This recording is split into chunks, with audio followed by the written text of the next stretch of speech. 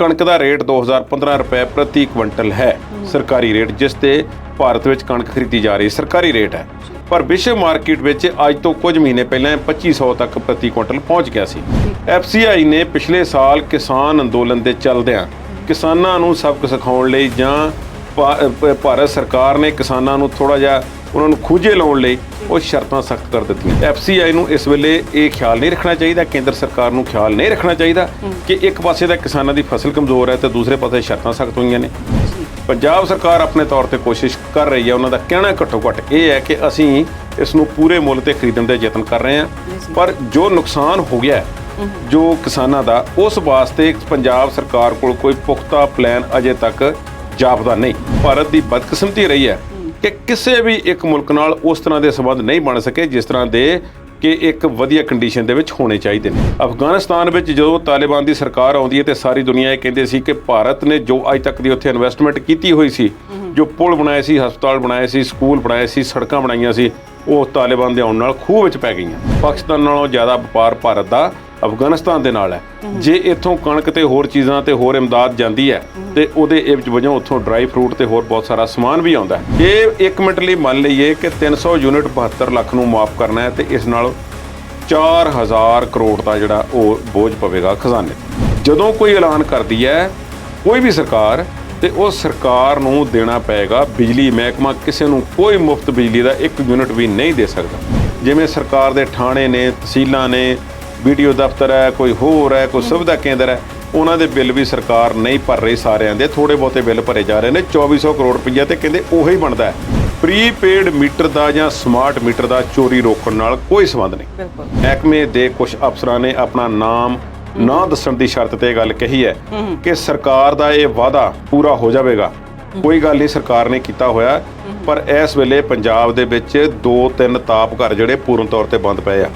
दिल्ली दे विच शीला दीक्षित 3 बारी मुख्य मंत्री रहे हैं तो जो फटी पोच हुई है सारिਆਂ ਦੀ कांग्रेस की उत्थों वो अजिही पोच हुई है कि जीरो के आस पास कदे 1 ते कदे 0। कहते हैं कि सानू पता सी कि साडियां कुछ कमजोरियां हैं, पर असी काम भी किए हुए सी, पर असी लोगों को दस नहीं सके।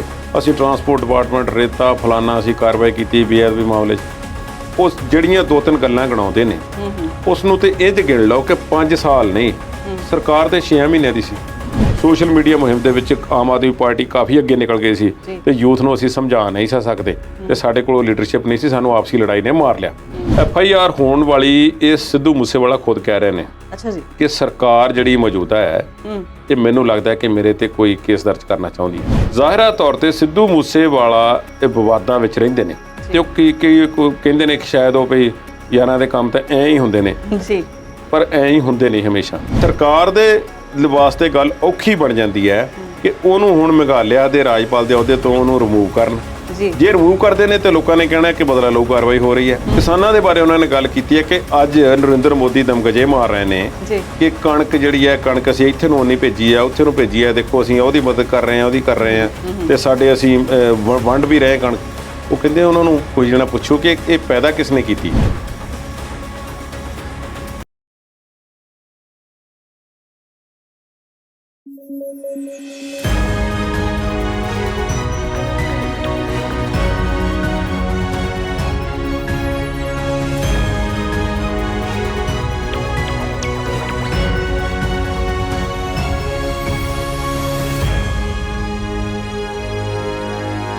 पंजाबी नैशनल टीवी देख रहे तमाम दर्शकों का स्वागत है जी। मैं हाँ नीता, तुसीं देख रहे हो प्रोग्राम विचार चर्चा ते विचार चर्चा विच अज दे मसलिਆਂ उत्ते चर्चा करन लई साडे कोल स्टूडियो विच साडे मेहमान ने कुलदीप सिंह हीर जी। कुलदीप जी तुहाडा बहुत बहुत स्वागत है जी। सत श्री अकाल जी। सत श्री अकाल जी। कुलदीप जी सब तो पहला अज असीं प्रोग्राम विच गल करना चाहांगे कि पंजाब सरकार कहंदी है भी कणक दा जिहड़ा घट झाड़ होया ਉਹਦੇ बारे असीं कुछ मसला हल करांगे, कुछ करूगी भी सरकार ते कुछ नहीं। अजे सिर्फ मसले तो चिंतित होए ने, अच्छा जी, हल करन दी उन्होंने कोई गल नहीं की। अजे जिहड़ी गल दी चिंता बनी हुई है वो है कणक दी खरीद जी। कणक दे घटे होए झाड़ दे कारण की ने ये हुण बहुतिਆਂ ਨੂੰ पता लग गया कि गर्मी का मौसम थोड़ा जिहा एडवांस आ गया जी। जो कणक का दाना अपने तौर पर पक के जिसने मैच्योर होना हुंदा है ते अपना साइज उसने गेन करना है, वो पहला अगाऊं आ गई गर्मी दे नाल पिछक गया, सुक गया दाना, उसका भार घट गया। ਜਿਸ ਕਿਸਾਨ ਦੀ 25 ਕੁਇੰਟਲ ਖੇਤ ਦੀ ਜਿਹੜੀ ਕਣਕ ਨਿਕਲਣੀ ਸੀ ਉਹ 20 ਰਹਿ ਗਈ ਹੈ, ਜਿਸ ਦੀ 20 ਨਿਕਲਣੀ ਸੀ ਉਹ 18 ਰਹਿ ਗਈ, ਜਿਸ ਦੀ 18 ਨਿਕਲਣੀ ਸੀ ਉਹਦੀ 15 ਰਹਿ ਗਈ ਹੈ। ਮਣਾਂ ਦੇ ਵਿੱਚ ਵੀ ਪੰਜਾਬ ਦੇ ਵਿੱਚ ਕਈ ਹਿੱਸਿਆਂ ਦੇ ਵਿੱਚ ਜਿਹੜੀ ਝਾੜ ਦੀ ਗਿਣਤੀ ਮਿਣਤੀ ਹੈ ਕੀਤੀ ਜਾਂਦੀ ਹੈ। ਹੁਣ ਗੱਲ ਆ ਜਾਂਦੀ ਹੈ ਕਿ ਕਿਸਾਨ ਦਾ ਨੁਕਸਾਨ ਜਿਹੜਾ ਕਿ ਉਸ ਨੂੰ ਸਰਕਾਰ ਨੁਕਸਾਨ ਗਿਣਦੀ ਹੈ। ਆਮ ਤੌਰ ਤੇ ਕੁਦਰਤੀ ਆਫਤ ਦੇ ਨਾਲ ਜਾਂ ਕੁਦਰਤੀ ਨੁਕਸਾਨ ਦੇ ਨਾਲ ਹੋਈ ਭਰਪਾਈ ਜਿਹੜੀ ਫਸਲਾਂ ਦਾ ਨੁਕਸਾਨ ਹੁੰਦਾ ਉਸ ਦੀ ਭਰਪਾਈ ਕਈ ਵਾਰੀ ਪਹਿਲਾਂ ਵੀ ਇਤਿਹਾਸ ਵਿੱਚ ਕੀਤੀ ਗਈ ਹੈ। ਬਾਰਿਸ਼ ਕਾਰਨ, ਗੜੇਮਾਰੀ ਕਾਰਨ, ਗੁਲਾਬੀ ਸੁੰਡੀ ਹੈ ਜਾਂ ਹੋਰ ਕੁਝ ਵੀ ਹੈ, ਕੁਝ ਵੀ ਇਸ ਤਰ੍ਹਾਂ ਦਾ ਆ ਜਾਂਦਾ ਹੈ ਤੇ ਫਿਰ ਸਰਕਾਰ ਉਸ ਦੇ ਵਿੱਚ ਦਖਲ ਦਿੰਦੀ ਆ। ਆਖਿਰ ਕਿਸਾਨ ਹੈ, ਕਿਸਾਨ ਨੇ 6 ਮਹੀਨੇ ਦੀ ਇਨਵੈਸਟਮੈਂਟ ਕੀਤੀ ਹੋਈ ਹੈ ਇਸ ਫਸਲ ਤੇ ਉਸ ਦੇ ਬਚਾਅ ਵਾਸਤੇ ਕੁਝ ਨਾ ਕੁਝ ਤੇ ਚਾਹੀਦਾ। ਹੁਣ ਕੀ ਸਰਕਾਰ ਇਸ ਘਟੇ ਹੋਏ ਝਾੜ ਨੂੰ ਨੁਕਸਾਨ ਮੰਨਦੀ ਹੈ ਤੇ ਇਸ ਵਿੱਚ ਅੱਗੇ ਪੈਰ ਵਧਾਵੇਗੀ? ਇਹ ਗੱਲਾਂ ਬਾਅਦ ਦੀਆਂ ਨੇ। ਸਾਡੇ ਹਰਪਾਲ ਸਿੰਘ ਚੀਮਾ ਨੇ ਕਿਹਾ ਕਿ ਇਸ ਘਟੇ ਹੋਏ ਝਾੜ ਦਾ ਸਾਨੂੰ ਫਿਕਰ ਬਹੁਤ ਹੈ, ਪਰ ਹਾਲ ਦੀ ਘੜੀ ਅਸੀਂ ਖਰੀਦ ਯਕੀਨੀ ਬਣਾਉਣ, ਕਿਸਾਨਾਂ ਨੂੰ ਸਮੇਂ ਸਿਰ ਪੇਮੈਂਟ ਦੇਣ ਤੇ ਮੰਡੀਆਂ 'ਚੋਂ ਅਨਾਜ ਦੀ ਚੁਕਵਾਈ ਕਰਾ ਕੇ ਉਸ ਨੂੰ ਗੋਦਾਮਾਂ ਦੇ ਵਿੱਚ ਪਹੁੰਚਾਉਣ ਨੂੰ ਪ੍ਰਾਇੋਰਟੀ ਦੇ ਰਹੇ ਹਾਂ। ਹੁਣ ਅਸਲ ਮੁੱਦਾ ਕੀ ਹੈ? ਉਹ ਇਹ ਹੈ ਕਿ FCI ਹੈ ਜੋ ਹੈ ਫੂਡ ਕਾਰਪੋਰੇਸ਼ਨ ਆਫ ਇੰਡੀਆ, ਭਾਰਤੀ ਖਾਦਿਆ ਨਿਗਮ, ਉਹਨਾਂ ਨੇ ਸਾਰੇ ਰੂਲਸ ਐਂਡ ਰੈਗੂਲੇਸ਼ਨ ਤੈਅ ਕਰਨੇ ਹੁੰਦੇ ਨੇ ਕਿ ਕਿਹੜੀ ਫਸਲ ਕਿਸ ਤਰ੍ਹਾਂ ਖਰੀਦੀ ਜਾਵੇਗੀ ਤੇ ਉਸ ਵਾਸਤੇ ਕੀ ਸ਼ਰਤਾਂ ਹੋਣਗੀਆਂ। ਉਹਨਾਂ ਸ਼ਰਤਾਂ ਨੂੰ ਠੀਕ ਕਰਨ ਲਈ ਤੇ ਉਹਨਾਂ ਨੂੰ ਲਾਗੂ ਕਰਵਾਉਣ ਲਈ ਫਿਰ ਸਰਕਾਰਾਂ ਦੇ ਸਹਾਰੇ ਲਏ ਜਾਂਦੇ ਨੇ। ਪੰਜਾਬ ਦੇ ਵਿੱਚ 3-4 ਇਹਨਾਂ ਦੀਆਂ ਆਪਣੀਆਂ ਏਜੰਸੀਆਂ, ਪਨਗ੍ਰੇਨ ਹੈ, ਪਨਸਪ ਹੈ, ਮਾਰਕਫੈਡ ਹੈ, ਹੋਰ ਨੇ। ਇਹ ਜ਼ਿਆਦਾ ਖਰੀਦ ਕਰਦੀਆਂ ਨੇ ਪਿਛਲੇ ਸਾਲਾਂ ਦੇ ਵਿੱਚ ਤੇ FCI food corporation of India ਥੋੜੀ ਘੱਟ ਕਰਦੀ ਹੈ। ਪਰ ਕਣਕ ਦੀ ਸਥਿਤੀ ਵਿਸ਼ਵ ਮਾਰਕੀਟ ਦੇ ਵਿੱਚ ਇਹੋ ਜਿਹੀ ਬਣੀ ਹੈ ਬੜੇ ਸਾਲਾਂ ਦੇ ਬਾਅਦ ਕਿ ਜਿਸ ਕਾਰਨ ਕਣਕ ਦੀ ਮੰਗ ਵਧੀ ਹੈ। ਹੋਇਆ ਕੀ ਹੈ ਕਿ ਕਣਕ ਦੀ ਮੰਗ ਜਿਹੜੀ ਹੈ ਦੁਨੀਆ ਭਰ ਦੇ ਵਿੱਚ ਵਧੀ ਹੈ। ਯੂਕਰੇਨ ਦਾ ਸੰਕਟ ਵੀ ਹੈ, ਕਈ ਮੁਲਕਾਂ ਦੇ ਵਿੱਚ ਵੈਸੇ ਹਾਲਾਤ ਮਾੜੇ ਨੇ, ਖਾਦ ਖੁਰਾਕ ਦੀਆਂ ਕੀਮਤਾਂ ਵੱਧ ਗਈਆਂ ਨੇ। ਕਰੋਨਾ ਤੋਂ ਬਾਅਦ ਜੋ ਇੱਕ ਖਲਾਅ ਪੈਦਾ ਹੋਇਆ ਉਸ ਖਲਾਅ ਨੂੰ ਭਰਨ ਲਈ ਸਾਰੀਆਂ ਕੰਪਨੀਆਂ ਜਾਂ ਸਭ ਕੁਝ ਸਾਰੇ ਦੌੜੇ ਹੋਏ ਨੇ ਤੇ ਚੀਜ਼ਾਂ ਅਸਮਾਨ ਛੂਹਣ ਲੱਗੀਆਂ ਨੇ ਕੀਮਤਾਂ। ਹੁਣ ਖਾਦ ਖੁਰਾਕ ਦੀਆਂ ਕੀਮਤਾਂ ਜਿਹੜੀਆਂ ਇੰਨੀਆਂ ਵੱਧ ਗਈਆਂ, ਕਣਕ ਵੀ ਉਹਦੇ ਵਿੱਚ ਹੀ ਆ। ਅੱਜ ਕਣਕ ਦਾ ਰੇਟ 2015 ਰੁਪਏ ਪ੍ਰਤੀ ਕੁਇੰਟਲ ਹੈ ਸਰਕਾਰੀ ਰੇਟ, ਜਿਸ ਤੇ ਭਾਰਤ ਵਿੱਚ ਕਣਕ ਖਰੀਦੀ ਜਾ ਰਹੀ ਸਰਕਾਰੀ ਰੇਟ ਹੈ। ਪਰ ਵਿਸ਼ਵ ਮਾਰਕੀਟ ਵਿੱਚ ਅੱਜ ਤੋਂ ਕੁਝ ਮਹੀਨੇ ਪਹਿਲਾਂ 2500 ਤੱਕ ਪ੍ਰਤੀ ਕੁਇੰਟਲ ਪਹੁੰਚ ਗਿਆ ਸੀ। ਪਰ ਕਿਉਂਕਿ ਜਦੋਂ ਦਾਣਾ ਪਿਚਕ ਜਾਂਦਾ ਹੈ ਤੇ ਉਹ ਕਮਜ਼ੋਰ ਪੈ ਜਾਂਦਾ, ਫਿਰ ਉਸ ਦੀ ਕੁਆਲਿਟੀ ਵੀ ਘਟ ਜਾਂਦੀ ਹੈ। ਝਾੜ ਘਟਿਆ ਤੇ ਇੱਕ ਮੁੱਦਾ ਹੈ। FCI ਨੇ ਪਿਛਲੇ ਸਾਲ ਕਿਸਾਨ ਅੰਦੋਲਨ ਦੇ ਚੱਲਦਿਆਂ ਕਿਸਾਨਾਂ ਨੂੰ ਸਬਕ ਸਿਖਾਉਣ ਲਈ ਜਾਂ ਭਾਰਤ ਸਰਕਾਰ ਨੇ ਕਿਸਾਨਾਂ ਨੂੰ ਥੋੜਾ ਜਿਹਾ ਉਹਨਾਂ ਨੂੰ ਖੂਜੇ ਲਾਉਣ ਲਈ ਉਹ ਸ਼ਰਤਾਂ ਸਖਤ ਕਰ ਦਿੱਤੀਆਂ ਕਿ ਜਿਸ ਕਣਕ ਦੇ ਵਿੱਚ ਇੰਨਾ ਦਾਣਾ ਕਮਜ਼ੋਰ ਹੋਵੇਗਾ, ਉਸ ਦੇ ਟੁੱਟੇ ਹੋਏ ਹੋਣਗੇ ਜਾਂ ਉਸ ਵਿੱਚ ਕਿਸੇ ਹੋਰ ਜੋ ਚੀਜ਼ਾਂ ਆਉਂਦੀਆਂ ਹਨ ਆਸੇ-ਪਾਸੇ ਦੀਆਂ, ਉਹ ਪੂਰ ਕੁਆਲਿਟੀ ਹੋਏਗੀ। ਪੂਰ ਕੁਆਲਿਟੀ ਦੇ ਨਾਰਮਸ ਜਿਹੜੇ ਸੀ ਉਹ ਚੇਂਜ ਕਰ ਦਿੱਤੇ। ਪੂਰ ਕੁਆਲਿਟੀ ਦੇ ਨਾਰਮ ਜਿਹੜੇ ਇੰਨੇ ਸਾਲਾਂ ਤੋਂ ਚੱਲੇ ਆ ਰਹੇ ਸੀ ਉਹਨਾਂ ਨੂੰ ਟਾਈਟ ਕਰ ਦਿੱਤਾ। ਸਿੱਲ ਦੀ ਮਾਤਰਾ ਵੀ ਜਿਹੜੀ ਸੀ ਉਹ ਡਾਊਨ ਲੈ ਆਂਦੀ ਕਿ ਇਸ ਤੋਂ ਵੱਧ ਸੈੱਲ ਵਾਲੀ ਅਸੀਂ ਕਣਕ ਜਿਹੜੀ ਆ ਉਹ ਨਹੀਂ ਖਰੀਦਾਂਗੇ, ਜੋ ਇੰਨੇ ਸਾਲਾਂ ਤੋਂ ਚੱਲ ਰਹੀ ਸੀ ਉਹ ਐਕਸੈਪਟੇਬਲ ਨਹੀਂ ਹੋਈ। ਖੈਰ, ਕਣਕ ਖਰੀਦੀ ਗਈ, ਕੋਵਿਡ ਦਾ ਦੌਰ ਵੀ ਆਇਆ, ਕਿਸਾਨ ਅੰਦੋਲਨ ਵੀ ਚੱਲਿਆ, ਸਭ ਕੁਝ ਚੱਲਿਆ। ਪਰ ਕੀ FCI ਨੂੰ ਇਸ ਵੇਲੇ ਇਹ ਖਿਆਲ ਨਹੀਂ ਰੱਖਣਾ ਚਾਹੀਦਾ, ਕੇਂਦਰ ਸਰਕਾਰ ਨੂੰ ਖਿਆਲ ਨਹੀਂ ਰੱਖਣਾ ਚਾਹੀਦਾ ਕਿ ਇੱਕ ਪਾਸੇ ਦਾ ਕਿਸਾਨਾਂ ਦੀ ਫਸਲ ਕਮਜ਼ੋਰ ਹੈ ਤੇ ਦੂਸਰੇ ਪਾਸੇ ਸ਼ਰਤਾਂ ਸਖਤ ਹੋਈਆਂ ਨੇ? ਜਿਹੜੇ ਕਿਸਾਨ ਦੀ ਆਪ ਮੁਹਾਰੇ ਫਸਲ ਜਿਹੜੀ ਹੈ ਪੂਰੇ ਸਰਕਾਰੀ ਰੇਟ ਤੇ ਵਿਕਣੀ ਚਾਹੀਦੀ ਹੈ, ਉਹ ਮੰਡੀਆਂ ਵਿੱਚ ਅੱਜ ਖੱਜਲ ਖੁਆਰ ਹੋ ਰਿਹਾ। ਪੰਜਾਬ ਸਰਕਾਰ ਆਪਣੇ ਤੌਰ ਤੇ ਕੋਸ਼ਿਸ਼ ਕਰ ਰਹੀ ਹੈ। ਉਹਨਾਂ ਦਾ ਕਹਿਣਾ ਘੱਟੋ ਘੱਟ ਇਹ ਹੈ ਕਿ ਅਸੀਂ ਇਸ ਨੂੰ ਪੂਰੇ ਮੁੱਲ ਤੇ ਖਰੀਦਣ ਦੇ ਯਤਨ ਕਰ ਰਹੇ ਹਾਂ, ਪਰ ਜੋ ਨੁਕਸਾਨ ਹੋ ਗਿਆ ਜੋ ਕਿਸਾਨਾਂ ਦਾ, ਉਸ ਵਾਸਤੇ ਪੰਜਾਬ ਸਰਕਾਰ ਕੋਲ ਕੋਈ ਪੁਖਤਾ ਪਲਾਨ ਅਜੇ ਤੱਕ ਜਾਪਦਾ ਨਹੀਂ। ਹੁਣ ਜਿਹੜਾ ਦੁਨੀਆ ਦੇ ਵਿੱਚ ਕੁਝ ਇੱਕ ਲੋਕਾਂ ਨੇ ਗੱਲ ਕੀਤੀ ਹੈ ਕਿ ਜਿਵੇਂ ਭਾਰਤ ਨੇ ਹੁਣ ਸ਼੍ਰੀਲੰਕਾ ਨੂੰ ਵੀ ਕਣਕ ਭੇਜੀ ਹੈ, ਅਫਗਾਨਿਸਤਾਨ ਨੂੰ ਵੀ ਕਣਕ ਭੇਜੀ ਹੈ। ਹੁਣ ਜਿਨ੍ਹਾਂ ਗਵਾਂਢੀ ਮੁਲਕਾਂ ਦੇ ਨਾਲ ਚੰਗੇ ਸੰਬੰਧ ਬਣਾਉਣ ਦੀ ਕਿਹਨੂੰ ਨਹੀਂ ਤਾਕ ਹੁੰਦੀ ਕਿ ਸਾਡੇ ਗਵਾਂਢੀਆਂ ਦੇ ਨਾਲ, ਸਾਡੇ ਜਿੱਥੇ ਅਸੀਂ ਰਹਿੰਦੇ ਹਾਂ ਵਸਦੇ ਹਾਂ, ਅਸੀਂ ਚਾਹੁੰਦੇ ਹਾਂ ਕਿ ਸਾਡੇ ਗਵਾਂਢੀਆਂ ਨਾਲ ਚੰਗੇ ਸੰਬੰਧ ਹੋਣ। ਇਸੇ ਤਰ੍ਹਾਂ ਮੁਲਕਾਂ ਨਾਲ ਵੀ ਆ। ਪਰ ਭਾਰਤ ਦੀ ਬਦਕਿਸਮਤੀ ਰਹੀ ਹੈ ਕਿ ਕਿਸੇ ਵੀ ਇੱਕ ਮੁਲਕ ਨਾਲ ਉਸ ਤਰ੍ਹਾਂ ਦੇ ਸੰਬੰਧ ਨਹੀਂ ਬਣ ਸਕੇ ਜਿਸ ਤਰ੍ਹਾਂ ਦੇ ਕਿ ਇੱਕ ਵਧੀਆ ਕੰਡੀਸ਼ਨ ਦੇ ਵਿੱਚ ਹੋਣੇ ਚਾਹੀਦੇ ਨੇ।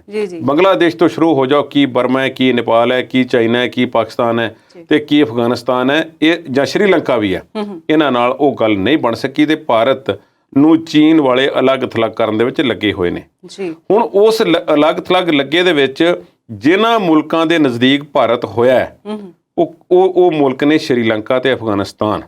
ਅਫਗਾਨਿਸਤਾਨ ਵਿੱਚ ਜਦੋਂ ਤਾਲਿਬਾਨ ਦੀ ਸਰਕਾਰ ਆਉਂਦੀ ਹੈ ਤੇ ਸਾਰੀ ਦੁਨੀਆ ਇਹ ਕਹਿੰਦੇ ਸੀ ਕਿ ਭਾਰਤ ਨੇ ਜੋ ਅੱਜ ਤੱਕ ਦੀ ਉੱਥੇ ਇਨਵੈਸਟਮੈਂਟ ਕੀਤੀ ਹੋਈ ਸੀ, ਜੋ ਪੁਲ ਬਣਾਏ ਸੀ, ਹਸਪਤਾਲ ਬਣਾਏ ਸੀ, ਸਕੂਲ ਬਣਾਏ ਸੀ, ਸੜਕਾਂ ਬਣਾਈਆਂ ਸੀ, ਉਹ ਤਾਲਿਬਾਨ ਦੇ ਆਉਣ ਨਾਲ ਖੂਹ ਵਿੱਚ ਪੈ ਗਈਆਂ।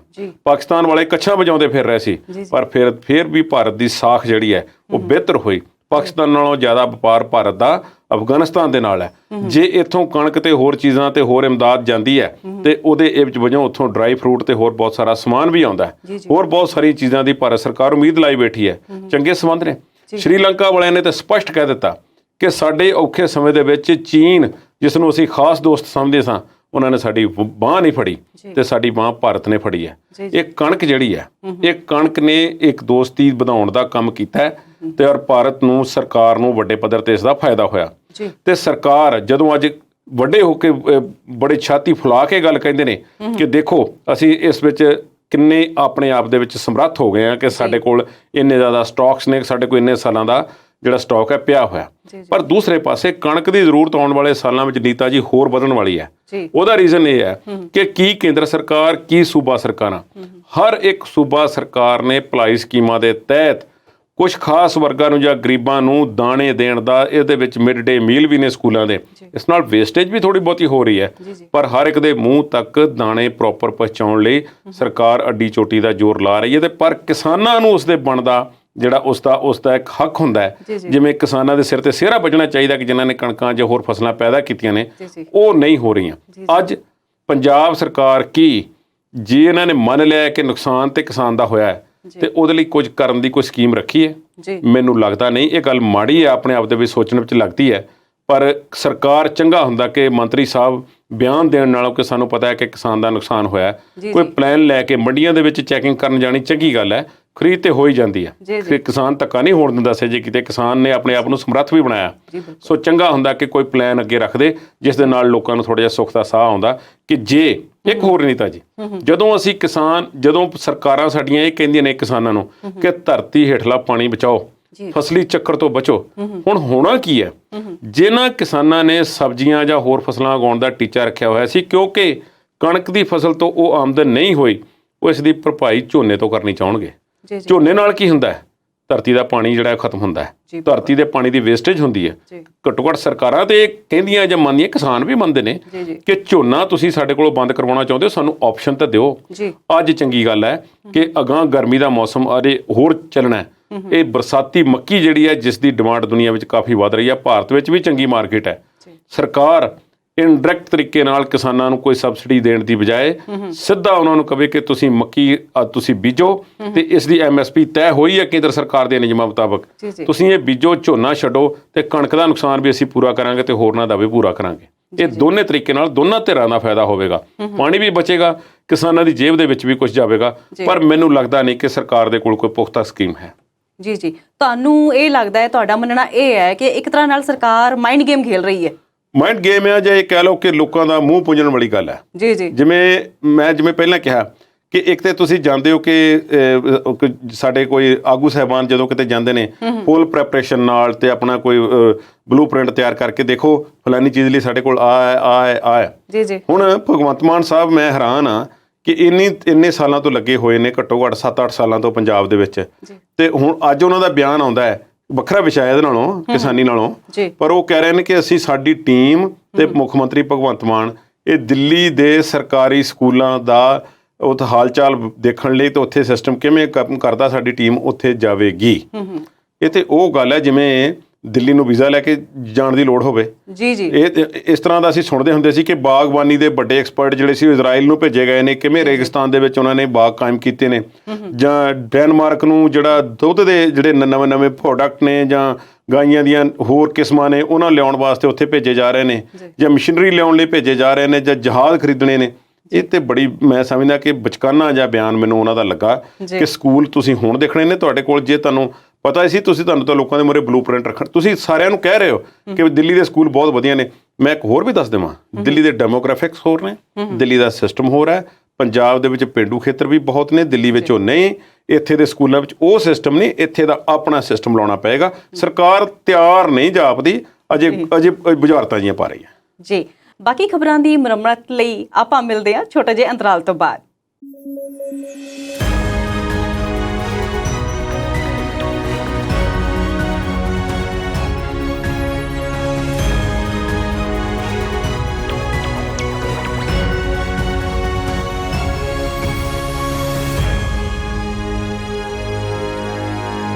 ਸਵਾਗਤ ਹੈ ਜੀ ਇੱਕ ਵਾਰ ਬ੍ਰੇਕ ਤੋਂ ਬਾਅਦ। ਕੁਲਦੀਪ ਜੀ, ਅਗਲੀ ਖਬਰ ਜਿਹੜੀ ਆ ਮੈਂ ਤੁਹਾਡੇ ਨਾਲ ਇਹ ਕਰਨਾ ਚਾਹੁੰਦੀ ਹਾਂ ਸਾਂਝੀ, ਇਹ ਵੀ ਸਰਕਾਰ ਤੋਂ ਸੁਣਨ ਤੋਂ ਮਿਲਿਆ ਕਿ ਵੀ 300 ਯੂਨਿਟ ਬਿਜਲੀ ਜਿਹੜੀ ਹੈਗੀ ਆ ਉਹਦੇ ਬਾਰੇ ਅਸੀਂ ਕੁਝ ਫ੍ਰੀ ਦੇਵਾਂਗੇ ਜੀ, ਇਹ ਹੋਊਗਾ ਉਹ ਹੋਊਗਾ, ਕਹਿ ਲਓ ਵੀ ਬਹੁਤੀਆਂ ਗੱਲਾਂ ਹੀ ਨੇ। ਤੇ ਇਹਦੇ ਬਾਰੇ ਸਰਕਾਰ ਕੁਝ ਸੱਚੀ ਕਰਨ ਵਾਲੀ ਹੈ ਜਾਂ ਐਵੇਂ ਹੀ ਬਸ? ਵੈਸੇ ਸਾਡੇ ਪ੍ਰੋਗਰਾਮ ਰਿਕਾਰਡ ਕੀਤੇ ਜਾਣ ਤੱਕ ਇਸ ਦਾ ਐਲਾਨ ਮੇਰੇ ਖਿਆਲ ਅੱਜ ਹੋ ਜਾਵੇਗਾ। ਅੱਛਾ ਜੀ। ਕਿ ਹਰ ਇੱਕ ਨੂੰ 300 ਪਹਿਲੇ 300 ਯੂਨਿਟ ਜਿਹੜੇ ਨੇ ਉਹ ਮੁਫਤ ਹੋਣਗੇ ਜੀ। ਹੁਣ ਮੈਂ ਇਹਦੀ ਗੱਲ ਜਿਹੜੀ ਸਮੀਖਿਆ ਕਰਨੀ ਚਾਹੁੰਦਾ ਉਹ ਇਹ ਹੈ ਕਿ ਇਹ 300 ਯੂਨਿਟ ਦੇਣੇ ਦਾ ਤਰੀਕਾ ਜਿਹੜਾ ਹੈ ਮੁਆਫੀ ਦੇ ਯੂਨਿਟ ਹੈ ਉਹ ਸਹੀ ਹੈ ਜਾਂ ਗਲਤ ਹੈ। ਇਸ ਤੋਂ ਪਹਿਲਾਂ ਅਸੀਂ ਥੋੜੀ ਜਿਹੀ ਝਾਤ ਪਾ ਲੈਂਦੇ ਹਾਂ ਕਿ ਪੰਜਾਬ ਦੇ ਹਾਲਾਤ ਕੀ ਨੇ, ਕਿ ਇਸ ਵੇਲੇ ਪੰਜਾਬ ਦੇ ਵਿੱਚ ਬਿਜਲੀ ਦੇ ਖਰਚੇ ਕਿਹੋ ਜਿਹੇ ਨੇ, ਬਿਜਲੀ ਮਹਿਕਮੇ ਦੇ ਪੱਲੇ ਕੀ ਹੈ, PSPCL ਦੇ, ਤੇ ਸਰਕਾਰ ਦੇ ਪੱਲੇ ਕੀ ਹੈ। ਜੀ। ਇਸ ਵੇਲੇ ਇੱਕ ਤਾਂ ਮੈਂ ਦੱਸ ਦੇਵਾਂ ਕਿ ਇਹ ਜਿਹੜਾ ਵਾਅਦਾ ਕੀਤਾ ਸੀ ਸਰਕਾਰ ਨੇ ਉਹ ਹੁਣ ਸਰਕਾਰ ਬਣਨ ਤੋਂ 1 ਮਹੀਨੇ ਬਾਅਦ ਜਿਹੜਾ ਪੂਰਾ ਕੀਤਾ ਜਾ ਰਿਹਾ। ਅੱਛਾ ਜੀ। 16 ਜਿਹੜੀ ਮਾਰਚ ਨੂੰ ਸਰਕਾਰ ਬਣੀ ਸੀ ਤੇ 16 ਅਪ੍ਰੈਲ ਨੂੰ ਐਲਾਨ ਹੋ ਰਿਹਾ। ਅੱਛਾ ਜੀ। 72 ਲੱਖ ਕੰਜ਼ਿਊਮਰ ਨੇ ਬਿਜਲੀ ਦੇ ਖਪਤਕਾਰ ਨੇ ਪੰਜਾਬ ਵਿੱਚ। ਅੱਛਾ ਜੀ। ਡੋਮੈਸਟਿਕ, ਘਰੇਲੂ। ਜੀ ਜੀ। ਇਸ ਵਿੱਚ ਸਨਅਤ ਨਹੀਂ ਆਉਂਦੀ, ਕੋਈ ਵਪਾਰਕ ਅਦਾਰੇ ਨਹੀਂ ਆਉਂਦੇ, ਕੁਛ ਨਹੀਂ ਆਉਂਦਾ ਹੋਰ। ਜੀ ਜੀ। ਇਹਨਾਂ ਨੂੰ ਜਿਹੜੀ ਸਬਸਿਡੀ ਦਿੱਤੀ ਜਾਂਦੀ ਹੈ, ਇਹਨਾਂ ਨੂੰ ਕੁਛ ਸਸਤੀ ਬਿਜਲੀ ਜਾਂ ਕੁਛ ਹੋਰ, ਉਹਦੇ ਨਾਲ ਕੁਛ ਹਿਸਾਬ ਕਿਤਾਬ ਜੁੜਿਆ ਹੋਇਆ, ਉਹ ਮੈਂ ਤੁਹਾਡੇ ਸਾਹਮਣੇ ਕੁਛ ਅੰਕੜਿਆਂ ਦੇ ਰੂਪ ਦੇ ਵਿੱਚ ਸਾਂਝਾ ਕਰਨਾ ਚਾਹੁੰਦਾ ਕਿ ਉਹ ਕਿਸ ਤਰ੍ਹਾਂ ਕੰਮ ਕਰਦੀ ਹੈ ਸਬਸਿਡੀ। ਇੱਕ ਤਾਂ ਇਹ ਹੈ ਕਿ ਓਵਰਆਲ ਇਸ ਦੇ ਨਾਲ ਜੇ 300 ਯੂਨਿਟ 72 ਲੱਖ ਨੂੰ ਜਿਹੜਾ ਫ੍ਰੀ ਦੇ ਦਿੱਤਾ ਜਾਂਦਾ, ਪਹਿਲੀ ਤਾਂ ਗੱਲ ਇਸ ਤਰ੍ਹਾਂ ਹੋਵੇਗਾ ਨਹੀਂ, ਕਿਉਂਕਿ ਸਾਰਿਆਂ ਨੇ 300 ਨਹੀਂ ਫੂਕਣੇ, ਕਿਉਂਕਿ ਕੇਜਰੀਵਾਲ ਸਾਹਿਬ ਨੇ ਪਹਿਲਾਂ ਕਹਿਤਾ ਸੀ ਕਿ 300 ਜਿਹੜੇ ਆ ਉਹ ਠੀਕ ਹੈ, ਜਦੋਂ 301 ਹੋਏ ਪੂਰੇ ਦਾ ਪੂਰਾ ਪਿਛਲੇ ਦਾ ਵੀ ਬਿੱਲ ਆਵੇਗਾ। ਅੱਛਾ ਜੀ। ਠੀਕ ਹੈ ਜੀ। ਜੇ 1 ਮਿੰਟ ਲਈ ਮੰਨ ਲਈਏ ਕਿ 300 ਯੂਨਿਟ 72 ਲੱਖ ਨੂੰ ਮਾਫ ਕਰਨਾ ਹੈ ਤੇ ਇਸ ਨਾਲ 4000 ਕਰੋੜ ਦਾ ਜਿਹੜਾ ਉਹ ਬੋਝ ਪਵੇਗਾ ਖਜ਼ਾਨੇ ਤੇ। ਜੀ। ਤੇ ਇਸ ਵੇਲੇ ਜਿਹੜਾ SC ਭਾਈਚਾਰੇ ਨੂੰ ਜੋ ਸਬਸਿਡੀ ਦਿੱਤੀ ਜਾ ਰਹੀ ਹੈ 200 ਯੂਨਿਟ ਪ੍ਰਤੀ ਘਰ ਨੂੰ ਮਾਫ ਕੀਤੇ ਗਏ ਨੇ, ਉਸ ਦੇ ਜਿਹੜੇ 22 ਲੱਖ ਅਜਿਹੇ ਘਰ ਨੇ ਉਹਨਾਂ ਦਾ ਜਿਹੜਾ ਬਣਦਾ ਹੈ ਉਹ 1700 ਕਰੋੜ ਸਾਲ ਦਾ ਬਣ ਜਾਂਦਾ ਹੈ। ਤੇ ਜਿਹੜਾ ਚੰਨੀ ਸਾਹਿਬ ਨੇ ਬਿਜਲੀ ਸਸਤੀ ਕਰ ਦਿੱਤੀ ਸੀ, ਕੁਝ ਮਿੰਟੋ ਮਿੰਟੀ ਕੰਮ ਕੀਤਾ ਸੀ, 3 ਰੁਪਏ ਪ੍ਰਤੀ ਯੂਨਿਟ ਰੇਟ ਘਟਾਇਆ ਸੀ, ਉਸ ਦੇ ਨਾਲ 2300 ਕਰੋੜ ਦਾ ਉਸ ਵੇਲੇ ਬੋਝ ਪਿਆ। ਪੰਜਾਬ ਦੇ ਵਿੱਚ 14.5 ਲੱਖ ਮੋਟਰਾਂ ਨੇ ਜਿਹੜੀਆਂ ਜ਼ਮੀਨ ਦੇ ਵਿੱਚੋਂ ਪਾਣੀ ਵੀ ਕੱਢ ਰਹੀਆਂ ਨੇ ਤੇ ਕਿਸਾਨ ਉਹਨਾਂ ਨੂੰ ਵਰਤ ਰਹੇ ਨੇ, ਉਹਨਾਂ ਨੂੰ ਬਿੱਲ ਨਹੀਂ ਜਾ ਰਿਹਾ ਤੇ ਉਸ ਦਾ ਜਿਹੜਾ ਖਰਚਾ ਸਰਕਾਰ ਦੇ ਦੱਸਣ ਮੁਤਾਬਕ ਸਾਲ ਦਾ 7000 ਕਰੋੜ ਬਣਦਾ ਹੈ। ਜੀ। ਇਸ ਵੇਲੇ ਕੁੱਲ ਮਿਲਾ ਕੇ 14000 ਕਰੋੜ ਦੀ ਰਲਾ ਮਿਲਾ ਕੇ, ਜਿਹਦੇ ਵਿੱਚ ਜਿਹੜੇ ਮੈਂ 2-3 ਤੇ ਗਿਣਾ ਦਿੱਤੇ ਨੇ ਕਿ ਯੂਨਿਟ ਦਾ ਰੇਟ ਘਟਾ ਕੇ SC ਭਾਈਚਾਰੇ ਨੂੰ ਤੇ ਨਾਲ ਖੇਤੀ ਜਿਹੜਾ ਖੇਤਰ ਨੂੰ ਦਿੱਤੀ ਜਾਂਦੀ ਹੈ। ਜੀ ਜੀ। ਇਸ ਤੋਂ ਇਲਾਵਾ ਸਨਅਤ ਨੂੰ ਵੀ ਕੁਝ ਸਬਸਿਡੀ ਹੈ, ਇੰਡਸਟਰੀਅਲ ਏਰੀਆ ਨੂੰ ਵੀ ਥੋੜਾ ਘਟਾਇਆ ਹੋਇਆ, ਕੁਝ ਹੋਰ ਛੋਟਾਂ ਦਿੱਤੀਆਂ ਹੋਈਆਂ ਨੇ, ਕਿਸੇ ਨੂੰ ਆਹ ਮਾਫ ਹੈ, ਕਿਸੇ ਨੂੰ ਕੁਛ, ਰਲਾ ਮਿਲਾ ਕੇ 14000 ਕਰੋੜ ਸਾਲਾਨਾ ਦਾ ਬਜਟ ਇਹ ਬਣਦਾ ਹੈ। ਤੇ ਜਿਹੜਾ ਹੁਣ ਅੱਜ ਤਜਵੀਜ਼ ਕੀਤਾ ਗਿਆ ਉਹ 300 ਪ੍ਰਤੀ ਯੂਨਿਟ ਜਿਹੜਾ ਹੈ, 300 ਯੂਨਿਟ ਪ੍ਰਤੀ ਘਰ, ਉਹ ਪ੍ਰਤੀ ਮੀਟਰ, ਉਸ ਨਾਲ 4000 ਕਰੋੜ ਜੋੜ ਲਈਏ ਤੇ 18000 ਕਰੋੜ ਜਿਹੜਾ ਸਾਲ ਦਾ ਇਹ ਬਜਟ ਹੋਵੇਗਾ। ਹੁਣ ਸਰਕਾਰ ਦੇ ਪੱਲੇ ਕੀ ਹੈ ਤੇ ਸਰਕਾਰ ਕਿੱਥੋਂ ਦੇਵੇਗੀ ਤੇ ਕਿੰਨਾ ਪਿਛਲਾ ਦਿੱਤਾ ਹੋਇਆ, ਇਸ ਦਾ ਮੈਂ ਤੁਹਾਨੂੰ ਇੱਕ ਐਗਜ਼ਾਮਪਲ ਦੇਣ ਦੀ ਕੋਸ਼ਿਸ਼ ਕਰਦਾ। ਇਸ ਵੇਲੇ 8500 ਕਰੋੜ ਰੁਪਏ ਦਾ, ਇੱਕ ਗੱਲ ਮੈਂ ਦੱਸ ਦੇਵਾਂ ਕਿ ਸਰਕਾਰ ਜਦੋਂ ਕੋਈ ਐਲਾਨ ਕਰਦੀ ਹੈ, ਕੋਈ ਵੀ ਸਰਕਾਰ, ਤੇ ਉਹ ਸਰਕਾਰ ਨੂੰ ਦੇਣਾ ਪਏਗਾ। ਬਿਜਲੀ ਮਹਿਕਮਾ ਕਿਸੇ ਨੂੰ ਕੋਈ ਮੁਫਤ ਬਿਜਲੀ ਦਾ 1 ਯੂਨਿਟ ਵੀ ਨਹੀਂ ਦੇ ਸਕਦਾ। ਜੀ। ਇਹ ਗੱਲ ਸਮਝ ਲੈਣੀ ਚਾਹੀਦੀ ਹੈ। ਜੀ। ਇਹ ਨਹੀਂ ਕਹਿਣਾ ਕਿ PSPCL ਵਾਲੇ ਜਾਂ ਬਿਜਲੀ ਮਹਿਕਮਾ ਜਾਂ ਕੋਈ ਹੋਰ ਸਾਨੂੰ ਬਿਜਲੀ ਸਬਸਿਡੀ ਤੇ ਦੇ ਰਹੇ ਨੇ ਜਾਂ ਮੁਫਤ ਦੇ ਰਹੇ ਨੇ, ਸਰਕਾਰ ਨੇ ਦੇਣੀ ਹੈ। ਬਿਜਲੀ ਮਹਿਕਮਾ ਆਪਣੇ ਆਪ ਦੇ ਵਿੱਚ ਇੰਡੀਪੈਂਡੈਂਟ ਐਂਟੀਟੀ ਹੈ, ਭਾਵੇਂ ਸਰਕਾਰ ਦੇ ਅਧੀਨ ਹੁੰਦੀ ਹੈ, ਪਰ ਉਹਨਾਂ ਦੇ ਆਪਣੇ ਖਰਚੇ ਵਰਚੇ ਨੇ, ਉਹਨੇ ਆਪਣੀਆਂ ਬੁੱਕਸ ਸਹੀ ਰੱਖਣੀਆਂ ਨੇ। ਉਹਨਾਂ ਦਾ ਪਿਛਲੇ ਸਮੇਂ ਦਾ 8500 ਕਰੋੜ ਰੁਪਈਆ ਸਰਕਾਰ ਵੱਲ ਬਕਾਇਆ ਖੜਾ, ਜਿਹੜਾ ਸਰਕਾਰ ਨੇ ਭੁਗਤਾਨ ਨਹੀਂ ਕੀਤਾ ਹੋਇਆ। ਹੁਣ ਤੁਸੀਂ ਅੰਦਾਜ਼ਾ ਲਾਓ ਕਿ ਘੱਟੋ ਘੱਟ ਉਹ 9-10 ਮਹੀਨਿਆਂ ਦੀ ਪੇਮੈਂਟ ਜਿਹੜੀ ਆ ਉਹਨਾਂ ਨੂੰ ਪ੍ਰੋਪਰ ਨਹੀਂ ਗਈ ਹੋਈ। ਇਹਦੇ ਤੋਂ ਇਲਾਵਾ ਇਹਦੇ ਵਿੱਚੋਂ ਵਿੱਚ 2400 ਕਰੋੜ ਰੁਪਈਆ ਤੇ ਸਰਕਾਰੀ ਬਿੱਲ ਨੇ। ਜੀ। 8500 ਕਰੋੜ ਰੁਪਏ ਤਾਂ ਹੋ ਸਕਦਾ ਹੈ ਕਿ ਕਿਸੇ ਨੂੰ ਮਾਫ ਕੀਤਾ ਹੋਵੇ ਸਰਕਾਰ ਨੇ ਤੇ ਉਹ ਦੇਣੇ ਨੇ। 2400 ਕਰੋੜ ਰੁਪਈਆ ਕਿਹੜਾ? ਜਿਵੇਂ ਸਰਕਾਰ ਦੇ ਥਾਣੇ ਨੇ, ਤਹਿਸੀਲਾਂ ਨੇ, BDO ਦਫ਼ਤਰ ਹੈ, ਕੋਈ ਹੋਰ ਹੈ, ਕੋਈ ਸੁਵਿਧਾ ਕੇਂਦਰ ਹੈ, ਉਹਨਾਂ ਦੇ ਬਿੱਲ ਵੀ ਸਰਕਾਰ ਨਹੀਂ ਭਰ ਰਹੀ। ਸਾਰਿਆਂ ਦੇ ਥੋੜੇ ਬਹੁਤੇ ਬਿੱਲ ਭਰੇ ਜਾ ਰਹੇ ਨੇ। 2400 ਕਰੋੜ ਰੁਪਈਆ ਤੇ ਕਹਿੰਦੇ ਉਹੀ ਬਣਦਾ ਹੈ। ਇਹਨਾਂ ਵਿੱਚ ਸਕੂਲ ਵੀ ਹੋ ਸਕਦੇ ਨੇ। ਕੁਝ ਨਹੀਂ ਪਤਾ ਇਸ ਬਾਰੇ ਕਿ ਇਹ ਹੁਣ ਅੰਕੜੇ ਕੋਈ ਜਾਰੀ ਕਰੇਗਾ ਤਾਂ ਫਿਰ ਪਤਾ ਲੱਗੇਗਾ ਕਿ ਕਿੱਥੇ ਕਿੱਥੇ ਕਿਸ ਤਰ੍ਹਾਂ ਚੂਨਾ ਲਾਇਆ ਜਾ ਰਿਹਾ। ਨਾਮ ਲੋਕਾਂ ਦਾ ਤੇ ਕਿਸਾਨਾਂ ਦਾ ਤੇ ਗਰੀਬਾਂ ਦੇ ਨਾਮ ਨੂੰ ਭੰਡ ਕੇ ਕਿ ਉਹਨਾਂ ਨੂੰ ਤਾਂ ਅਸੀਂ 200 ਯੂਨਿਟ ਦੇ ਰਹੇ ਹਾਂ, ਤੇ ਜਿਹੜੇ ਆਪਣੇ ਮਹਿਕਮੇ ਇਹਨਾਂ ਦੇ ਲੋਕਾਂ ਤੋਂ ਲੱਖਾਂ ਰੁਪਏ ਰੋਜ਼ਾਨਾ ਫੀਸ ਲੈਂਦੇ ਨੇ ਉਹ ਬਿੱਲ ਕਿਉਂ ਨਹੀਂ ਦੇ ਰਹੇ? ਇਸ ਗੱਲ ਦਾ ਕੋਈ ਜਵਾਬ ਨਹੀਂ। ਉੱਥੇ 에ਅਰ ਕੰਡੀਸ਼ਨਰ ਵੀ ਚੱਲ ਰਹੇ ਨੇ ਤੇ ਸਭ ਕੁਝ ਚੱਲ ਰਿਹਾ।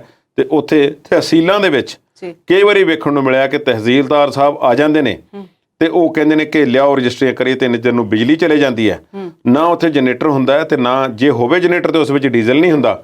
ਤੇ ਫਿਰ ਉੱਥੇ ਜਿਹੜੇ ਲੋਕ ਆਏ ਨੇ ਕਿ ਚਲੋ ਆਏ ਆ ਕੰਮ ਮੁਕਾ ਲਓ ਯਾਰ, ਪਾਓ 100 ਰੁਪਈਆ ਤੇ ਇਹਨਾਂ ਨੂੰ ਡੀਜ਼ਲ ਵੀ ਲਿਆ ਕੇ ਦਿਓ ਜਾਂ ਜਨਰੇਟਰ ਵੀ ਕਿਰਾਏ ਤੇ ਲਿਆ ਕੇ ਦਿਓ। ਇਸ ਤਰ੍ਹਾਂ ਬਹੁਤ ਵਾਰੀ ਗੱਲਾਂ ਹੋਈਆਂ ਨੇ। ਰਾਤ ਨੂੰ 8-8 9-9 ਵਜੇ ਤੱਕ ਰਜਿਸਟਰੀਆਂ ਕਰਕੇ ਤਹਿਸੀਲਦਾਰ ਸਾਹਿਬ ਕਈ ਵਾਰੀ ਜਾਂਦੇ ਨੇ।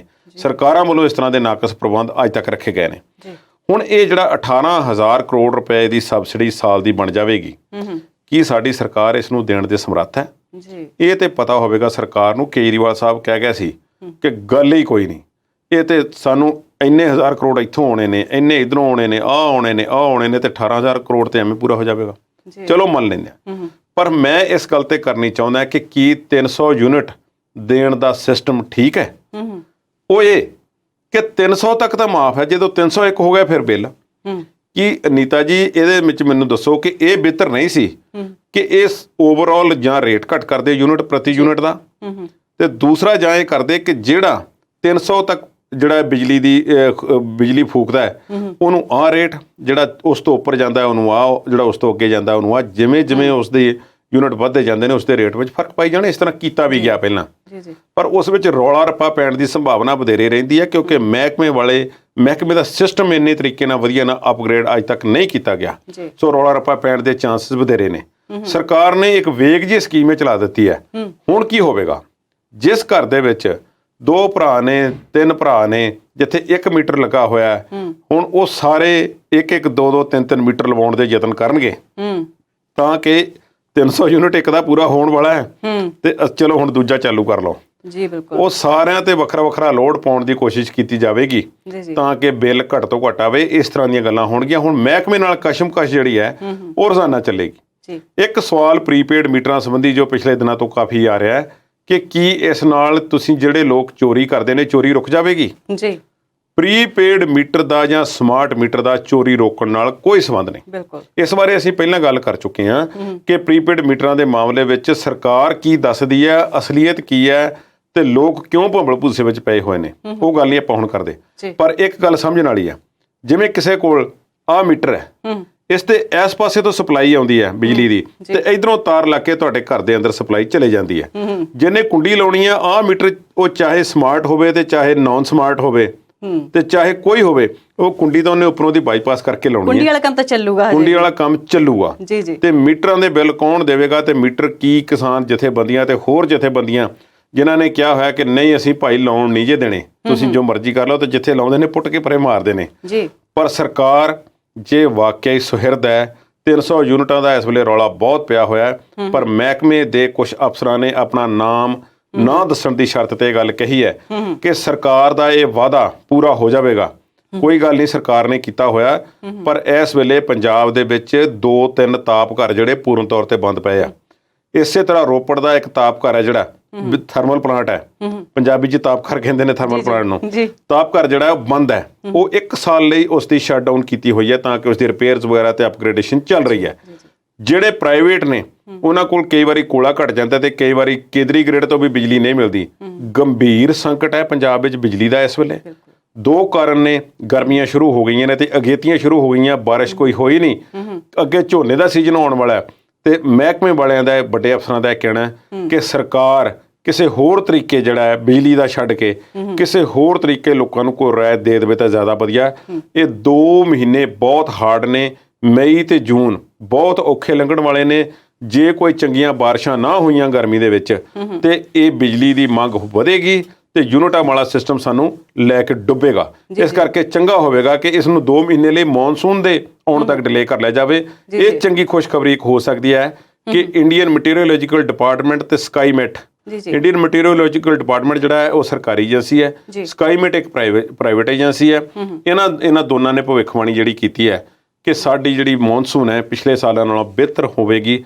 5% ਦਾ ਘਾਟਵਾਦ ਤੁਸੀਂ ਰੱਖ ਲਓ, ਪਰ ਖੁਸ਼ਖਬਰੀ ਵਾਲੀ ਗੱਲ ਹੈ ਕਿ ਮੌਨਸੂਨ ਵਧੀਆ ਹੋ ਸਕਦੀ ਹੈ। ਜੀ। ਪਰ ਪੰਜਾਬ ਸਰਕਾਰ ਮੰਨੋ ਨਾ ਮੰਨੋ ਕਣਕ ਦੀ ਖਰੀਦ, ਬਿਜਲੀ, ਕਈ ਮਾਮਲੇ ਤੇ ਕਸੂਤੀ ਫਸੀ ਹੋਈ ਹੈ। ਜੀ ਬਾਕੀ ਖਬਰਾਂ ਉੱਤੇ ਚਰਚਾ ਕਰਨ ਲਈ ਰੁਕਦੇ ਹਾਂ ਛੋਟੇ ਜਿਹੇ ਵਕਫੇ ਲਈ। ਮਿਲਦੇ ਹਾਂ ਬ੍ਰੇਕ ਤੋਂ ਬਾਅਦ।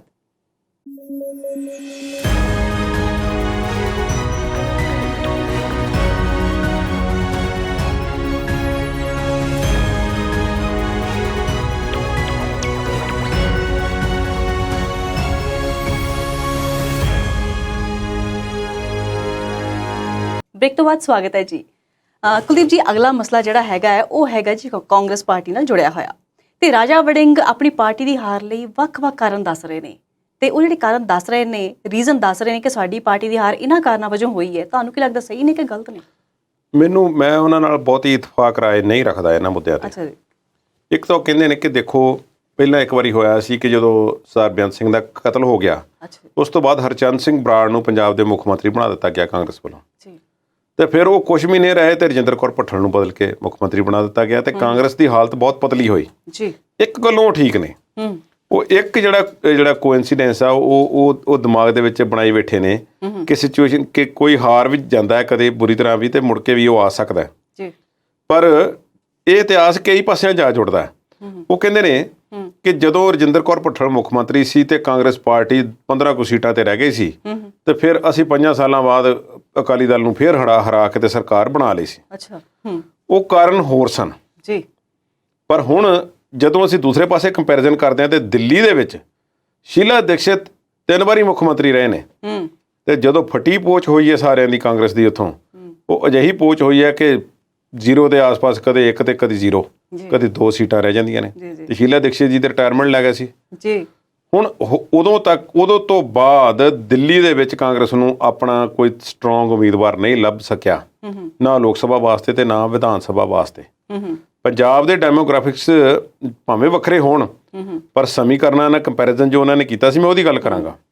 ਪੰਜਾਬ ਦੇ ਵਿੱਚ ਜਦੀ ਉਹ ਗੱਲ ਕਰਦੇ ਨੇ ਕਿ 97 ਦੇ ਵਿੱਚ ਕਾਂਗਰਸ ਹਾਰ ਗਈ ਤੇ ਪ੍ਰਕਾਸ਼ ਸਿੰਘ ਬਾਦਲ ਦੀ ਸਰਕਾਰ ਬਣੀ, ਤੇ 5 ਸਾਲਾਂ ਬਾਅਦ ਕੈਪਟਨ ਅਮਰਿੰਦਰ ਸਿੰਘ ਜਿਹੜੇ ਸੀ ਉਹ ਮੁੱਖ ਮੰਤਰੀ ਬਣ ਗਏ।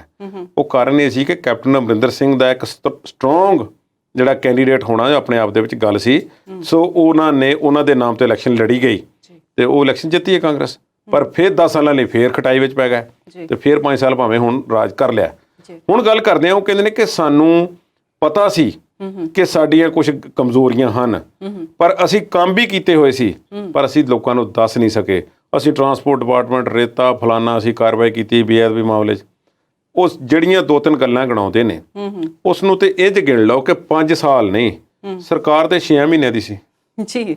ਪਹਿਲੇ 4.5 ਸਾਲ ਦਾ ਹਿਸਾਬ ਦੇਣ ਤੋਂ ਸਾਰੇ ਹੀ ਕਾਂਗਰਸੀ ਇਨਕਾਰੀ ਨੇ ਕਿ ਕੀ ਹੁੰਦਾ ਰਿਹਾ। ਬੇਅਦਬੀ ਮਾਮਲੇ ਦੇ ਵਿੱਚ ਕੋਈ ਅੱਗੇ ਨਹੀਂ ਗੱਲ ਵਧੀ, ਰੇਤਾ ਦੇ ਮਾਮਲੇ ਵਿੱਚ ਕੋਈ ਕਾਰਵਾਈ ਨਹੀਂ ਹੋਈ, ਕੇਬਲ ਦੇ ਮਾਮਲੇ 'ਚ ਕੋਈ ਕਾਰਵਾਈ ਨਹੀਂ ਹੋਈ, ਟਰਾਂਸਪੋਰਟ ਡਿਪਾਰਟਮੈਂਟ ਦਾ ਨੂੰ ਚੂਨਾ ਲੱਗਦਾ ਰਿਹਾ, ਕੋਈ ਨਹੀਂ ਬੋਲਿਆ। ਰਾਜਾ ਵੜਿੰਗ ਸਾਹਿਬ ਤੇ ਜਦੋਂ ਬਣੇ ਨੇ ਟਰਾਂਸਪੋਰਟ ਮੰਤਰੀ, ਤੇ ਫੇਰ ਹੀ ਕੁਝ ਗੱਲਬਾਤ ਅੱਗੇ ਵਧੀ ਹੈ ਨਾ ਜੀ। ਉਨੇ ਕੁ ਸਮੇਂ 'ਚ ਕੀ ਹੋ ਸਕਦਾ ਸੀ ਜੀ। ਪਰ ਉਹ ਕਮਜ਼ੋਰੀ ਜਿਹੜੀ ਹੈ ਦਿਸਦੀ ਰਹੀ ਹੈ ਕਾਂਗਰਸ ਦੀ ਕਿ ਉਹਨਾਂ ਨੇ ਆਪਣੀ ਗੱਲ ਲੋਕਾਂ ਤੱਕ ਪਹੁੰਚਾਉਣ ਦੇ ਵਿੱਚ ਉਹ ਅਸਫਲ ਰਹੇ। ਪਰ ਗੱਲਾਂ ਜੋ ਰਾਜਾ ਵੜਿੰਗ ਕਹਿੰਦੇ ਨੇ ਕਿ ਅਸੀਂ ਪਹੁੰਚਾ ਨਹੀਂ ਸਕੇ, ਤੇ ਯੂਥ ਜਿਹੜਾ ਸੀ ਸੋਸ਼ਲ ਮੀਡੀਆ ਮੁਹਿੰਮ ਦੇ ਵਿੱਚ ਆਮ ਆਦਮੀ ਪਾਰਟੀ ਕਾਫੀ ਅੱਗੇ ਨਿਕਲ ਗਈ ਸੀ, ਤੇ ਯੂਥ ਨੂੰ ਅਸੀਂ ਸਮਝਾ ਨਹੀਂ ਸਕਦੇ, ਤੇ ਸਾਡੇ ਕੋਲ ਲੀਡਰਸ਼ਿਪ ਨਹੀਂ ਸੀ, ਸਾਨੂੰ ਆਪਸੀ ਲੜਾਈ ਨੇ ਮਾਰ ਲਿਆ।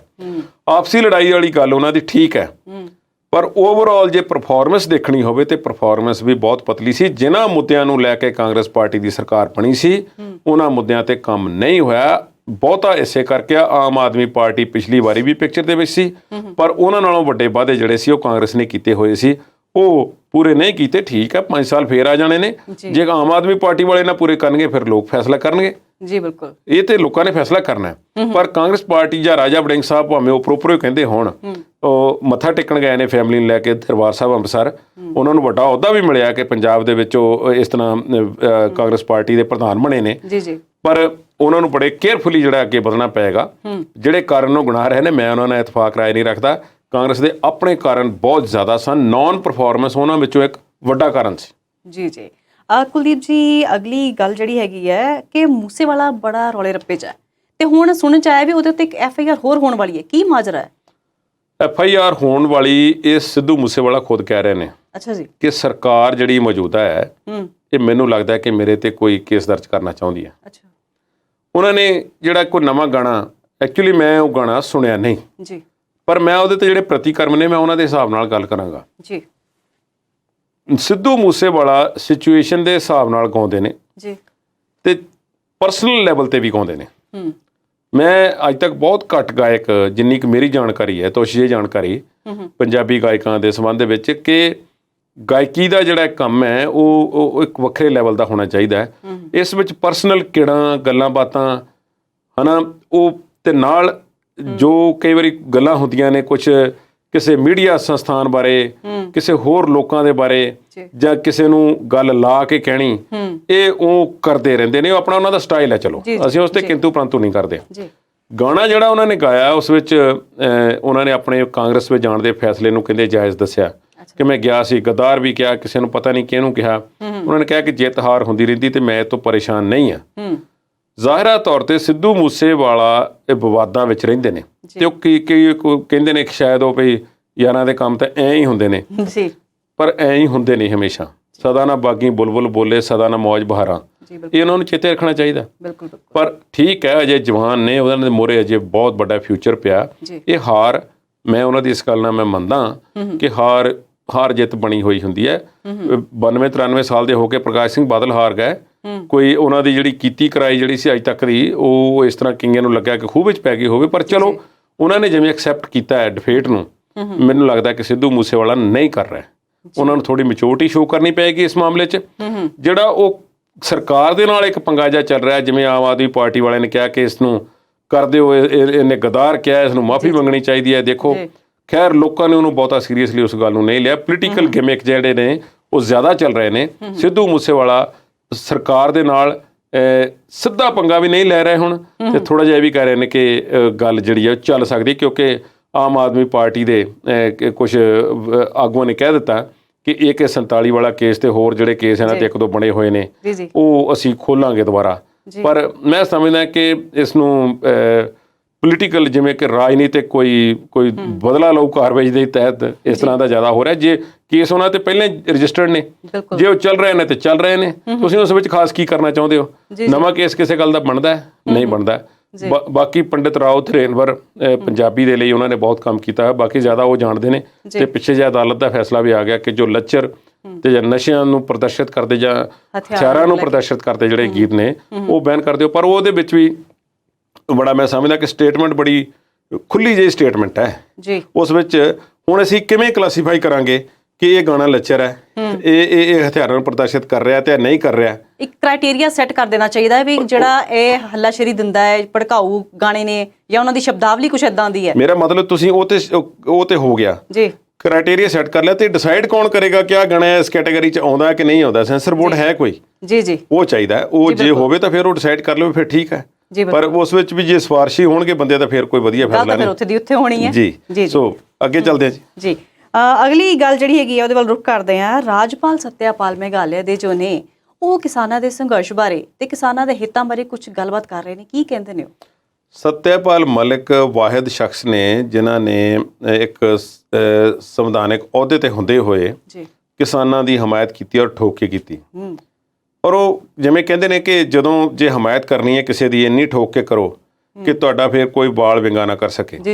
ਜੇ ਤੁਸੀਂ ਹਮਾਇਤ ਕਰਦੇ ਵੀ ਹੋ, ਅੱਗੇ ਵੀ ਜਾਂਦੇ ਹੋ, ਪਿੱਛੇ ਨੂੰ ਵੀ ਆਉਂਦੇ ਹੋ, ਫਿਰ ਇੱਕ ਸਟੈਪ ਬੈਕ ਐਂਡ ਫੋਰਥ ਚੱਲਣਾ ਉਹ ਕੋਈ ਗੱਲ ਨਹੀਂ, ਬੈਕ ਐਂਡ ਫੋਰਥ ਚੱਲਣ ਵਾਲੀ ਗੱਲ ਨਹੀਂ ਹੁੰਦੀ। ਉਹਨਾਂ ਨੇ ਠੋਕ ਕੇ ਸਟੈਪ ਲਿਆ ਤੇ ਜਦੋਂ ਉਹਨਾਂ ਨੇ ਇੰਨਾ ਸਟਰੋਂਗ ਸਟੈਪ ਕਿਸਾਨਾਂ ਦੇ ਫੇਵਰ ਵਿੱਚ ਲਿਆ ਤੇ ਸਰਕਾਰ ਨੂੰ ਵੱਡੀਆਂ ਵੱਡੀਆਂ ਗੱਲਾਂ ਕਹੀਆਂ ਹੋਣ, ਸਰਕਾਰ ਦੇ ਵਾਸਤੇ ਗੱਲ ਔਖੀ ਬਣ ਜਾਂਦੀ ਹੈ ਕਿ ਉਹਨੂੰ ਹੁਣ ਮੇਘਾਲਿਆ ਦੇ ਰਾਜਪਾਲ ਦੇ ਅਹੁਦੇ ਤੋਂ ਉਹਨੂੰ ਰਿਮੂਵ ਕਰਨ। ਜੇ ਰਿਮੂਵ ਕਰਦੇ ਨੇ ਤੇ ਲੋਕਾਂ ਨੇ ਕਹਿਣਾ ਕਿ ਬਦਲਾ ਲਊ ਕਾਰਵਾਈ ਹੋ ਰਹੀ ਹੈ।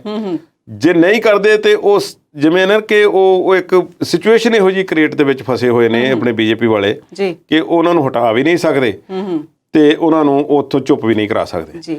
ਉਹ ਰਾਜਸਥਾਨ ਦੇ ਵਿੱਚ ਕਿਸੇ ਜਗ੍ਹਾ ਤੇ ਗਏ ਹੋਏ ਸੀ, ਹਨੂਮਾਨਗੜ੍ਹ ਦੇ ਲਾਗੇ। ਅੱਛਾ ਜੀ। ਕਿਸਾਨਾਂ ਦੇ ਬਾਰੇ ਉਹਨਾਂ ਨੇ ਗੱਲ ਕੀਤੀ ਹੈ ਕਿ ਅੱਜ ਨਰਿੰਦਰ ਮੋਦੀ ਦਮਗਜੇ ਮਾਰ ਰਹੇ ਨੇ ਕਿ ਕਣਕ ਜਿਹੜੀ ਹੈ, ਕਣਕ ਅਸੀਂ ਇੱਥੇ ਨੂੰ ਨਹੀਂ ਭੇਜੀ ਆ, ਉੱਥੇ ਨੂੰ ਭੇਜੀ ਆ, ਦੇਖੋ ਅਸੀਂ ਉਹਦੀ ਮਦਦ ਕਰ ਰਹੇ ਹਾਂ, ਉਹਦੀ ਕਰ ਰਹੇ ਹਾਂ ਤੇ ਸਾਡੇ ਅਸੀਂ ਵੰਡ ਵੀ ਰਹੇ ਕਣਕ। ਉਹ ਕਹਿੰਦੇ ਉਹਨਾਂ ਨੂੰ ਕੋਈ ਜਣਾ ਪੁੱਛੋ ਕਿ ਇਹ ਪੈਦਾ ਕਿਸ ਨੇ ਕੀਤੀ ਹੈ? ਜੀ ਜਿਨ੍ਹਾਂ ਦੇ ਤੁਸੀਂ ਪੈਰ ਵੱਢਦੇ ਸੀ, ਲੱਤਾਂ ਵੱਢਦੇ ਸੀ। ਹੂੰ ਸੋ ਉਹਨਾਂ ਨੇ ਸਵਾਲ ਉਠਾਇਆ। ਨਾਲ ਉਹਨਾਂ ਨੂੰ ਜਦੋਂ ਫਿਰ ਪੁੱਛਿਆ ਗਿਆ ਕਿ ਤੁਸੀਂ ਡਰਦੇ ਨਹੀਂ, ਤੁਹਾਨੂੰ ਅਹੁਦੇ ਤੋਂ ਨਾ ਹਟਾ ਦੇਣਗੇ? ਉਹ ਕਹਿੰਦੇ ਮੈਂ ਭਾਰਤ ਦੇ ਸਾਬਕਾ ਪ੍ਰਧਾਨ ਮੰਤਰੀ ਚੌਧਰੀ ਚਰਨ ਸਿੰਘ ਦੇ ਨਾਲ ਰਿਹਾ। ਉਹ ਕਹਿੰਦੇ ਸੀ ਕਿ ਜਦੋਂ ਕਿਸਾਨਾਂ ਲਈ ਬੋਲਣਾ ਹੈ, ਚੰਗੀ ਤਰ੍ਹਾਂ ਬੋਲਣਾ ਹੈ, ਫਿਰ ਡਰਨਾ ਨਹੀਂ ਤੇ ਪਿੱਛੇ ਨਹੀਂ ਹਟਣਾ, ਤੇ ਪਿੱਛੇ ਡਰਨਾ ਨਹੀਂ, ਠੋਕ ਕੇ ਬੋਲਣਾ ਤੇ ਪਿੱਛੇ ਨਹੀਂ ਹਟਣਾ। ਭਾਵੇਂ ਕੋਈ ਤੁਹਾਨੂੰ ਤੁਹਾਡੇ ਅਹੁਦੇ ਤੋਂ ਲਾ ਦੇਵੇ, ਤੁਹਾਡਾ ਕੁਝ ਨਹੀਂ ਵਿਗਾੜ ਸਕਦੇ। ਜੇ ਕਿਸਾਨ ਤੁਹਾਡੇ ਨਾਲ ਨੇ ਫਿਰ ਤੁਸੀਂ ਸਭ ਕੁਝ ਠੀਕ ਠਾਕ ਹੈ। ਸਤਿਆਪਾਲ ਮਲਿਕ ਫਿਰ ਬਾਰ-ਬਾਰ ਚੈਲੰਜ ਕਰ ਰਹੇ ਨੇ। ਉਹ ਇੱਕ ਜੰਮੂ ਕਸ਼ਮੀਰ ਦੀ ਵੀ ਉਹਨਾਂ ਨੇ ਗੱਲ ਕੀਤੀ ਹੈ। ਜੰਮੂ ਕਸ਼ਮੀਰ ਦੇ ਉਹ ਆਖਰੀ ਰਾਜਪਾਲ ਸਨ, ਉਸ ਤੋਂ ਬਾਅਦ ਉਸ ਨੂੰ 2-3 ਹਿੱਸਿਆਂ ਦੇ ਵਿੱਚ ਵੰਡ ਦਿੱਤਾ ਗਿਆ। ਸੋ ਵੱਡੇ ਅਹੁਦਿਆਂ ਤੇ ਰਹਿ ਚੁੱਕੇ ਨੇ, ਉਹਨਾਂ ਦੀ ਸੇਵ ਵੀ ਹੈ, ਸੁਣੀ ਵੀ ਜਾਂਦੀ ਹੈ। ਪਰ ਸਰਕਾਰ ਇਸ ਵੇਲੇ ਬੜੀ ਸਟਰੋਂਗ ਹੈ ਸਾਡੀ ਕੇਂਦਰ ਵਾਲੀ, ਬਹੁਤਾ ਸੁਣਨ ਦੀ ਕੰਡੀਸ਼ਨ ਦੇ ਵਿੱਚ ਉਹ ਨਹੀਂ। ਸੋ ਮੇਰਾ ਖਿਆਲ ਹੈ ਕਿ ਸਤਿਆਪਾਲ ਮਲਿਕ ਦਾ ਬਿਆਨ ਜਿਹੜਾ ਹੈ, ਇਸ ਨਾਲ ਕਿਸਾਨਾਂ ਦੇ ਤੇ ਹੋਰਨਾਂ ਲੋਕਾਂ ਦੇ ਹੌਸਲੇ ਜ਼ਰੂਰ ਵਧਣਗੇ। ਜੀ ਤੇ ਕੁਲਦੀਪ ਜੀ, ਅੱਜ ਦੇ ਪ੍ਰੋਗਰਾਮ ਨੂੰ ਆਪਾਂ ਇੱਥੇ ਹੀ ਵਿਰਾਮ ਦਿੰਦੇ ਹਾਂ, ਕਿਉਂਕਿ ਸਾਡਾ ਸਮਾਂ ਬਹੁਤ ਹੀ ਲਿਮਟਿਡ ਹੈਗਾ। ਤੇ ਦੋਸਤੋ, ਅਗਲੇ ਜਿਹੜੇ ਮਸਲੇ ਹੋਣਗੇ ਉਹਨਾਂ ਤੇ ਚਰਚਾ ਕਰਨ ਲਈ ਆਪਾਂ ਅਗਲੀ ਵਾਰ ਲਈ ਇੰਤਜ਼ਾਰ ਕਰਦੇ ਹਾਂ। ਅਗਲੇ ਵਕਤ ਵਿੱਚ ਆਪਾਂ ਕੁਝ ਨਵੀਆਂ ਖਬਰਾਂ, ਕੁਝ ਨਵੇਂ ਮਸਲੇ ਲੈ ਕੇ ਹਾਜ਼ਰ ਹੋਵਾਂਗੇ। ਤਦ ਤੱਕ ਲਈ ਧੰਨਵਾਦ।